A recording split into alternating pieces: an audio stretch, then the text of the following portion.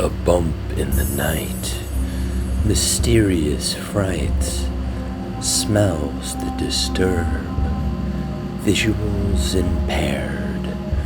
Welcome to another episode of Cryptid Chronicles. I'm your host, Sadhu Dham, as we begin to dive and explore into horrors unseen but foretold.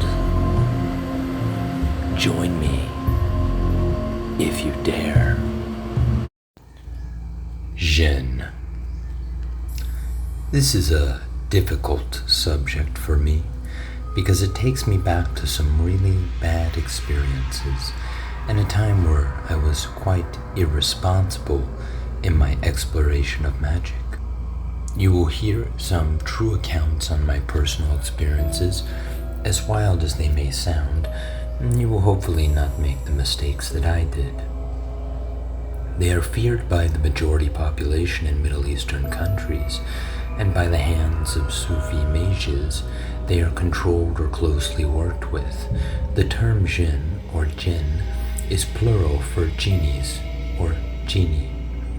I'm not talking about wish-giving benevolent beings from Disney's Aladdin, but the actual beings from the real story Aladdin was based off of. The real story goes back from Antoine Galland, the French translator who tweaked the original to fit for a book in the 18th century that later became the basis for the modern Disney film.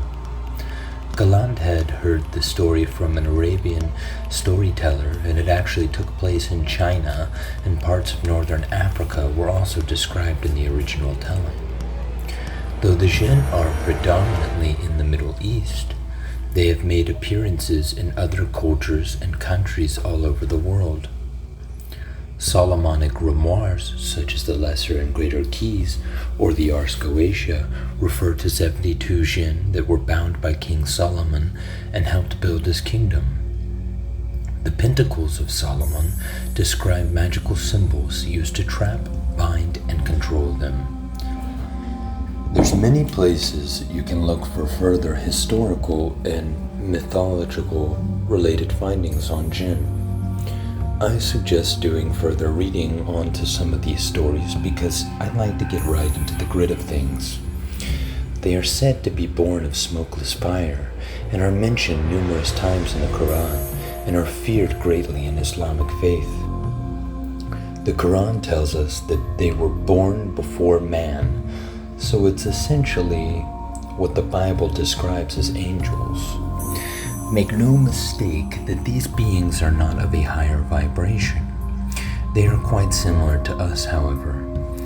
They live in homes and have children. They eat food and get married.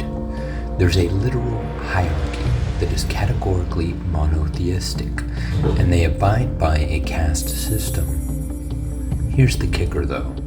They are interdimensional beings and share strong similarities with the Fae. Deserts and caves are commonly their homes, and even trees and rivers. They have tribes that are divided by their color and element, and have wars within their own culture, and even varied stances on humans. We normally cannot see them, and they have portals all over this planet, and have lived here long before us. For some reason, it appears that two things have the highest effect in defense against them. That is pure silver or pieces of the Quran worn in a pouch. A silver blade dipped in lamb's blood is said to kill them, but a ruby can entrap and bind them for magical workings. They seem unable to fully function in a quasi-physical form around large amounts of EMF, and can be commanded in Hebrew, Arabic, or Vedic prayers. Descriptions vary. Some accounts report them looking like the Western Christian version of the devil. They are shapeshifters, however, they will commonly appear as an old man, usually wearing a cloak. They've even been reported to appear as toads and foxes or ravens and other animals. They will make deals and grant wishes, but they will always have a steep price and do not come out how you probably would have wanted. There are 5 types of Djinn, and each vary and usually stick with tribes of their own type and follow a king within that order and breed accordingly. The different types tend to avoid the other types with the exception of the green. Worth noting is that the Djinn can live for several thousand years, but do die what we would call a physical death. They work and live in a similar fashion as we do. Green. All blue Djinn start out as greens. I don't know why. They are just born this way, and we can consider this the juvenile stage. The other types are not born as greens. When they mature to adolescence, around 1,000 years, then they become a blue. They are highly mischievous and love to abduct humans and get them lost or physically assault them. Blue. These are the most benevolent of the Djinn, and if you were going to work with a genie, this would be the type. They are very mature and wise and have a varied stance on humans, and generally don't mess with us. Make no mistake, they are very powerful and dangerous if provoked or disrespected. Yellow. Next to nothing is known of this type as they completely avoid humans and other Djinn. I think of them more as pacifist and very peaceful and docile in nature. Red.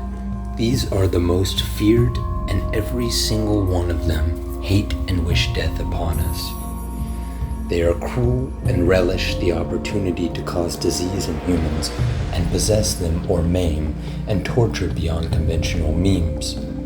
They are not to be called upon under any circumstances. Hey everybody, thank you for watching the video. Be sure to like and subscribe, and also for the full featured version of this episode, go to the Patreon.